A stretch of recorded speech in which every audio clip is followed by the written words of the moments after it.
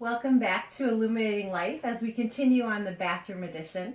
Today we're going to spend a little time discussing the vanity and why we made some of the choices we did, and a little bit about the installation. We're in the rough-in stage, and what we've chosen for our vanities requires a little bit of special installation, so we'll cover that as well. We're getting ready. We have our wires that are low voltage actually coming out of the walls because the fixture that we've chosen is from Sonneman Lighting. It's called the Vanity Slim. It's a very sleek fixture.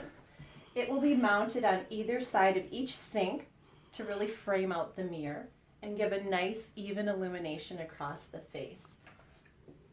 Because this is a low voltage fixture, it does require a transformer. We've run our low voltage wire through the wall. Down here we've mounted our transformer where we'll have access through our cabinet. You'll want to check with your local electrical codes to make sure that everything that you do with your wiring meets your code in your area. Once that happens, the line voltage wiring goes through the wall back to our switch. We do have these connected to an ELV dimmer. Because they are low voltage and LED, we do need to make sure we have an appropriate dimmer.